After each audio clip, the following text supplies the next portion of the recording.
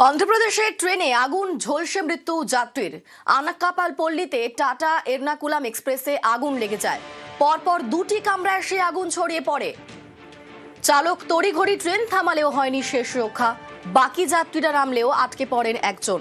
ট্রেনের আগুনে ঝলসে মৃত্যু হয় এক যাত্রীর।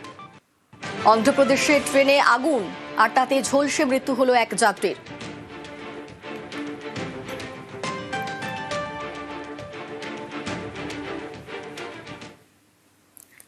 ঘাটালে 4 বছর পর কাটলো জমি জট। নদী পারাপারের জন্য ব্রিজ তৈরি হলেও জমি জটের কারণে ব্রিজে ওঠানামার রাস্তা তৈরি করা যায়নি, তাই ব্রিজ চালু হয়নি। স্থানীয় পঞ্চায়েতের দাবি, সম্প্রতি জমি জট কেটে গিয়েছে। সরকারের কাছে তাদের আবেদন, দ্রুত কাজ শুরু করা হোক।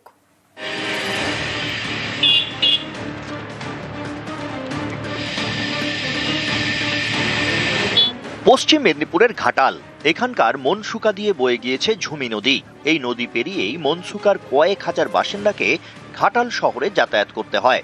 যাতায়াতের একমাত্র ভরসা সাঁকো। যাতায়াত পিছু সাধারণ মানুষ বা সাইকেল বা মোটরসাইকেল একটা অর্থ দিয়ে প্রত্যেকটা মানুষকে পারাপার হতে হয়, এবং মাল পরিবহনের ক্ষেত্রেও বিরাট সমস্যা। ঝুমি নদী পারাপারের জন্য 2021 সালে কংক্রিটের ব্রিজ তৈরি করা হয় পঞ্চায়েত ও গ্রামোন্নয়ন দপ্তরের বরাদ্দ করা প্রায় 18 কোটি টাকায়। 4 বছর পরেও এই ভগবতী সেতু চালু করা যায়নি, কারণ জমি জট। পঞ্চায়েতের দাবি, ব্রিজে ওঠানামা করতে অ্যাপ্রোচ রোড তৈরি করতে হবে। এর জন্য জমির প্রয়োজন। স্থানীয়রা এতদিন জমি দিতে রাজি হননি, তাই কাজ থমকে সম্প্রতি এই জট কেটে গিয়েছে।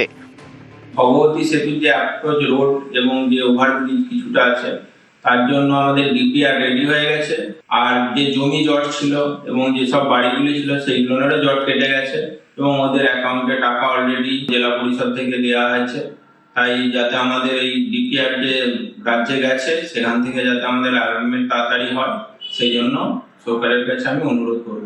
আমাদের যে ব্রিজ হয়েছে, ব্রিজে পারাপারের খুবই সমস্যা হচ্ছে। কবে ব্রিজ ফিটিং হবে? মুখ্যমন্ত্রীর কাছে আবেদন, দ্রুত এই দুটি পলি যেন খুব জলদি ফিটিং করে দেন।